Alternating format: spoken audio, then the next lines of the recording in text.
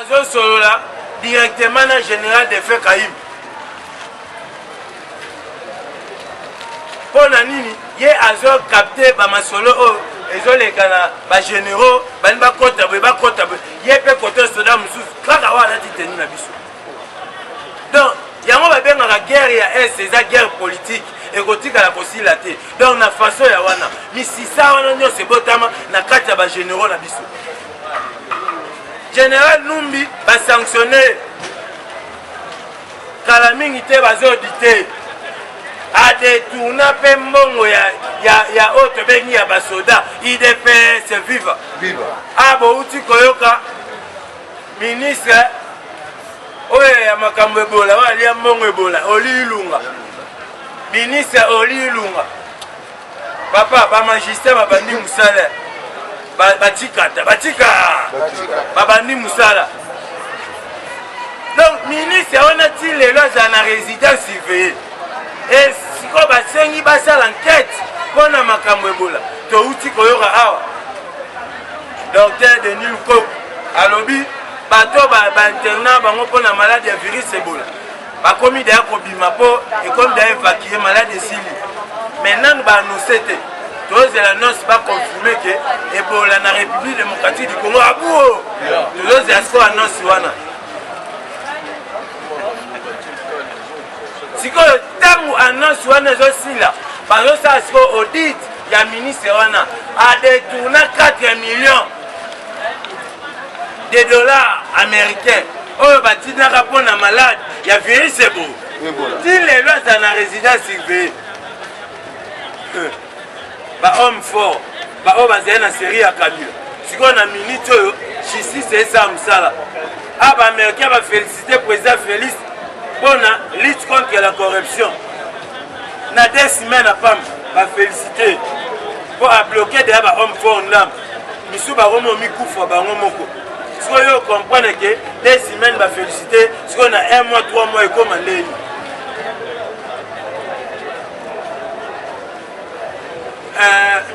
directeur ya Safricas David Blatner akosani maladi na prison na ba photo alali boye na kisi na maboko na mai pembeni omonaki yango merci akosani maladi na prison bapesa ye liberté provisoire abima IDPS viva est-ce que je comprends na prison abelaka to abelaka te est-ce que babimisaka ye yomi normal abelaka to abelaka te babimisaka ye IDPS viva yo mpe atozobela te tali biso baye na mbongo bacorrompre bamagistrat wana ote mbongo yango oyo nazwa liberté provisoire neke kozwa traitement à l'extérieur akosala prison ti akolema siko bomona eloko etambusa mboka eza parlement te eza basoda te eza justice osali mabe okokende na prison mais Vital Kamerhe batangi ye mingi basite na plusieurs dossiers président de la république aza sanduku te ye moko kutu ake kosigne charte oyo tobengi ya lutte contre la corruption. Lutte contre la corruption eza kaka na Congo te eza na Afrique mobimba. Donc ata ye président de la république asengi baaudite ti na cabinet na ye. Donc ce que na cabinet na ye bainfiltre baza ebele IDPS viva tolobaki IDPS aye kokota état de droit na mboka état de droit eleki na dictateur eleki na dictature nyonso. Yo siko ya comprendre que Félix azalaki civil mais alati manto koleka na ba militaire. Kabila c'est un militaire mais tango fort de tourner ba minduki abomisi na ba soda na biso to mona place monte bakanga tango fort mais bientôt là okoyoka dossier ya tango fort ekolamuka IDPS viva bobo sanate Peter Pan avant kende anosaki abi asengi na tous les généraux oh baza sanctionné pas démissionner bien avant mais bango tellement baza na kimutema mabe baza comprendre que Kabila aza sous na pouvoir te IDPS viva yango mo président Félix asimbi bango te mais justice o ba changer bezo sala musala na ya ba ko interpeller na o to bengi l'économie Mulangi ba ko interpeller na o to bengi Kabange Numbi pona nini baza 4 personnes ba détourna mongo ya ba magistrat kala mingi te bo utela ko ba magistrat ba crevaki ne Mulangi na Kabange Numbi ba détourna mongo ya ba magistrat plus de 3 ans oh toloba ba futa ba magistrat Kabila sinaka $1200 plus de 3 ans so ba magistrat na ba combien parce que yo soit 3 ans mbongo ba détourna combien na maboka ba détourna so na ministre yo ba Kabila zongo yo tano bato ba détourner ba mbongo ba zongo sa ba tuana donc mboka tambola ndenge ni na sera Kabila koto ba détourner 3 millions koto 4 millions koto 5 donc to tambola ndenge makambu ya ba fil type oyo eleka na sebwe ya réseau ya 4G na kengo wa dondo aza na kati ya bato ba détourner ba mbongo fil type nayebi te so boyebi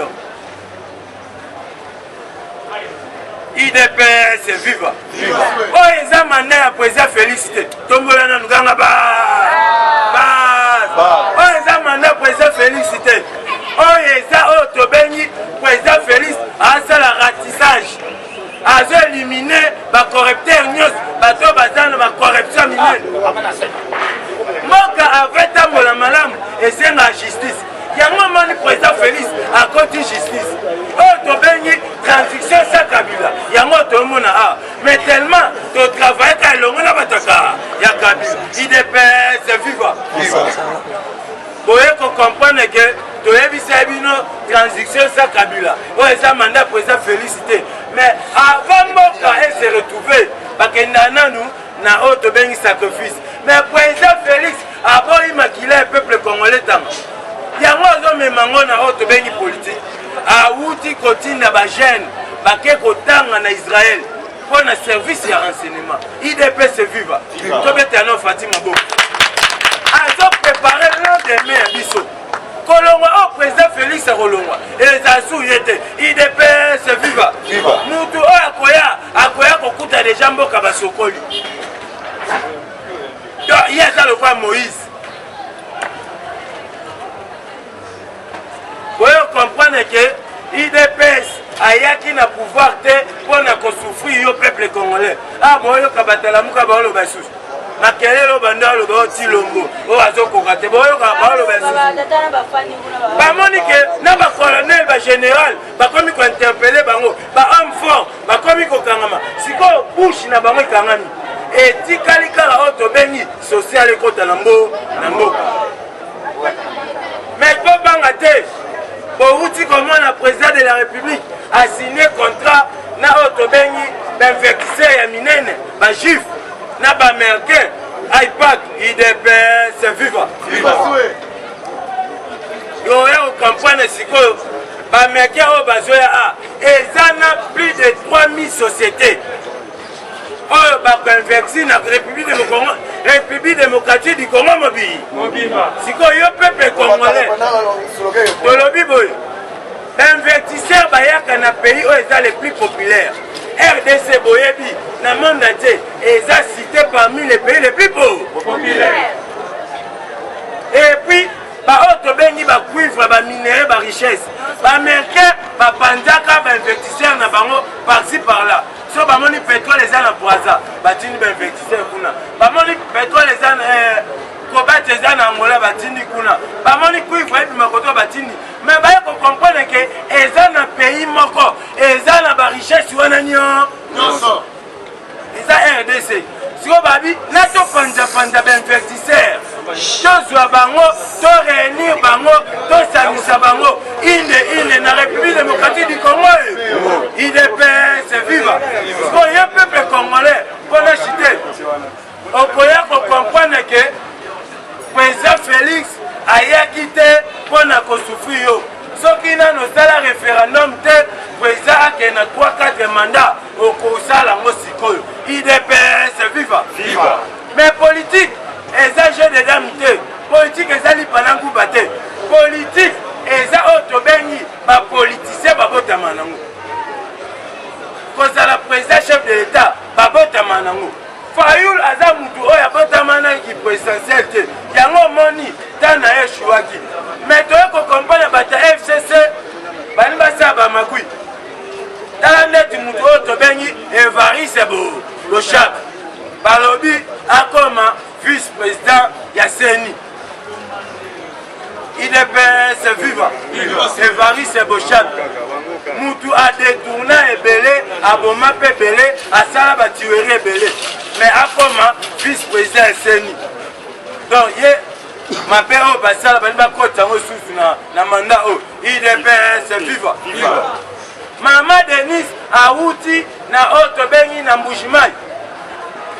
Pour célébrer Otobengi journée de la femme na ba maman. Balobi boy.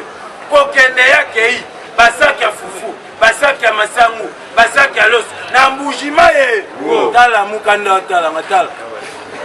La muka mamana. Akansi de pesa na 5 à 10 ans. Toza na 5 à te. Toza na bambule be. Ebele. Eshima, votre magazine qui bat au rythme de l'actualité.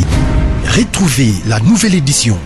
En ces mois de mars consacré mois de la femme en RDC, Eshima Magazine vous fait découvrir un ovni politique. Fifi Masuka, vice-gouverneur de la province du Lualaba, symbole de réussite dans un univers masculin.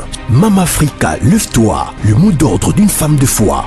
Découverte. Sélé Alagouli, le gardien du trésor, mobilisation des recettes, rigueur naturelle, les nouvelles argentiers congolais rassurent.